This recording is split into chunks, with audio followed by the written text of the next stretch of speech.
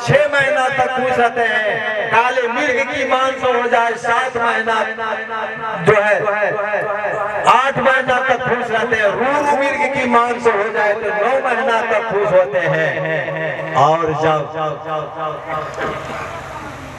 अध्याय नंबर 3 श्लोक नंबर जो है 371 में है 10वां समवस्तु श्रीयंती वराहो महिषा महेश।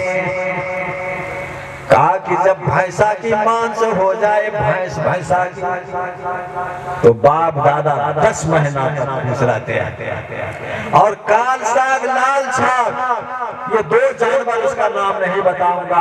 अगर उसकी मांस श्राद्ध में किया जाए तो उसका बाप दादा शुरू से अंत तक स्वर्ग में खुश रहते हैं। मैंने कहा कि अध्याय नंबर 5 श्लोक नंबर 35 में जो है मनु जी कहते हैं सपरेतम सपर स्वरूपम याति संभावने कपिस्थे। कहा जो श्राद्ध का मांस नियुक्त किया हुआ नहीं खाएगा वो मरकर 21 जन्म तक पशु में पैदा होगा। ओ दास जी आपका कोई सवाल था और मैंने बताया। मनु जी ने कहा सप्रत पशुतम याति संभावने कपिस्थे कि जो श्राद्ध का मांस नहीं खाएगा वो मरकर 21 जन्म तक पशु में पैदा होगा।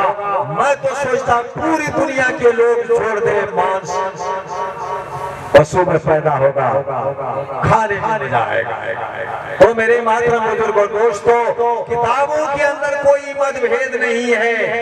ये तो 1954 से कानून लागू हुआ है। उससे पहले हमारे हिंदू भाइयों के अंदर कोई कानून नहीं था। वो लोग भी करते थे खातिर तवज्जो के साथ किया जाता था। आज इसको एक धर्म बना लिया मुसलमानों वो इस बात पर जो है वो झिझोरते रहते हैं।